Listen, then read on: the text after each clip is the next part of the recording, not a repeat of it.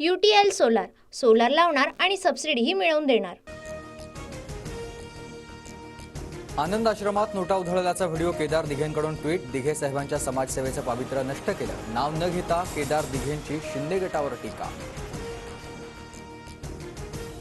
अजित पवारांचा रस बारामतीतच, त्यांचा DNA ही बारामतीचाच आहे. बारामतीमध्ये रस नसल्याच्या अजित पवारांच्या विधानावर तटकरेंची प्रतिक्रिया. राष्ट्रवादी अजित पवार गटाचे 25 संभाव्य उमेदवार ठरले. पक्षांतर्गत बैठकीत अंतिम निर्णय झाल्याची सूत्रांची माहिती. तर अजित पवारच बारामतीमधून लढणार असल्याचं बैठकीतून स्पष्ट. संभाव्य यादीत कोणतंही तथ्य वाटत नाही. जागा वाटपासंदर्भात चर्चा सुरू असून महायुतीचे तिन्ही प्रमुख नेते एकत्र पत्रकार परिषद घेतील. बावनकुळेंची प्रतिक्रिया. शिवसेनेची ही 25 उमेदवारांची यादी जवळपास फायनल. मुख्यमंत्री शिंदे 1-2 दिवसात यादी जाहीर करतील असा अंदाज. गुलाबराव पाटलांची माहिती.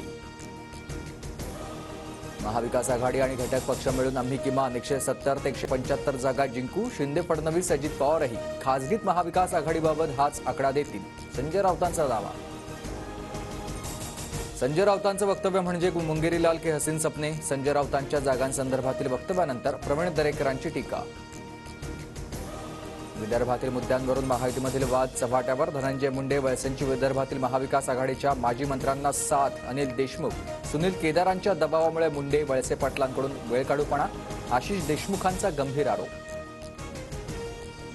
मित्रपक्षावर आरोप करून निवडणुका जिंकता येत नाहीत. महायुतीमध्ये मिठाचा खडा टाकू नये. अजित पवार गटाचे प्रवक्ते सूरज चव्हाणांचं आशिष देशमुखांना उत्तर.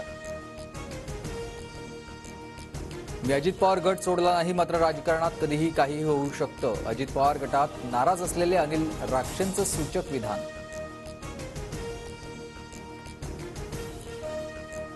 शंभूराज देसाई दगडूशेठ गणपतीच्या चरणी लीन. एकनाथ शिंदेच मुख्यमंत्री व्हावे, बाप्पाकडे साकडं. शंभूराज देसाईंची प्रतिक्रिया.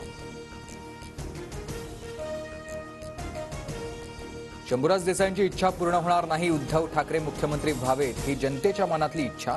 अंबादास दानवेंचं उत्तर.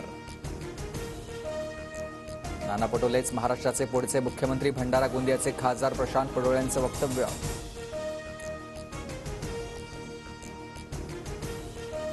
माझ्यावर टीका करणाऱ्या सुषमा अंधारे कोण? सुषमा अंधारे मूळच्या शिवसैनिक आहेत का? बुरखा वाटपानंतरच्या टीकांनंतर यामिनी जाधवांचा सवाल.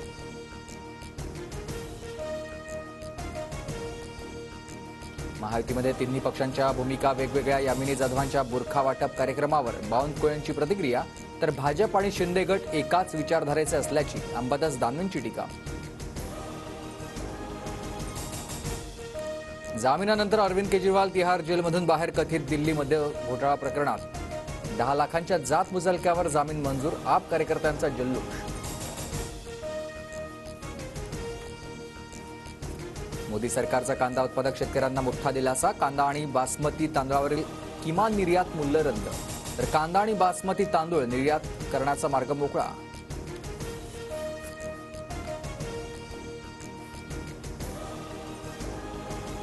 UTL सोलार, सोलार लावणार आणि सबसिडीही मिळवून देणार.